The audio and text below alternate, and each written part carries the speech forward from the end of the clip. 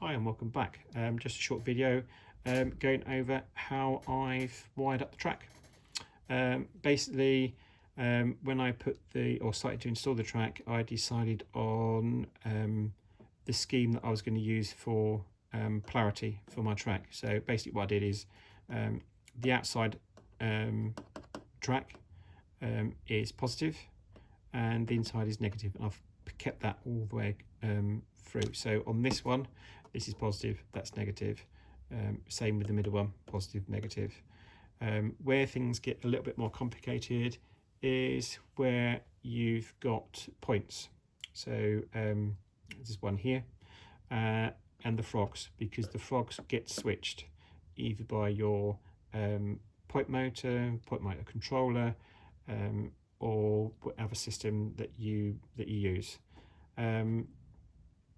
So basically what you need to do is make sure that each of the lines for your frog, each side of the frog, has a insulated joiner on it, because you don't want these to be connected to the other part of the track.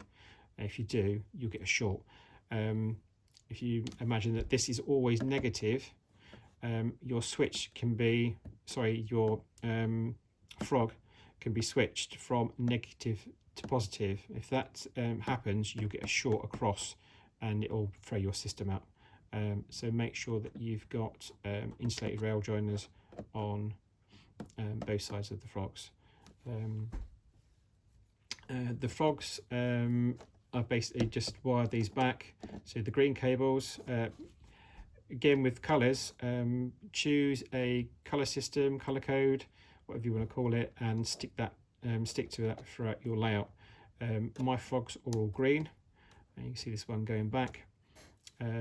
Red for positive and black for negative. It just makes things a lot easier when you're trying to work out which bit's doing what if you have a colour code.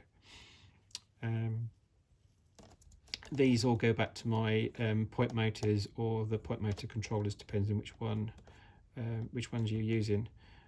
On this side, I'm using these surface mount motors from DCC Concepts. The frog is controlled by the controller for these. On the other side of the layout, I'm using the Cobalt Digital IP motors, because I can go through the board rather than having to go on top. And these will control the frog themselves. So the first two are wired up for your DCC in, and then the third one is the frog. So it's got an internal switch for you, and it will switch that polarity for you. Whereas these ones, it's done by the controller. In one of the other previous videos that I've got up, I go over the DCC Concepts Cobalt SS, which are the surface mount turnout controller and motors. So yeah, that's pretty much it, I think. Just keep your the colours the same throughout, keep to colour code, and make sure that you use insulated rail joiners for your frogs, and hopefully that will cut out any problems. Until the next video, see you later.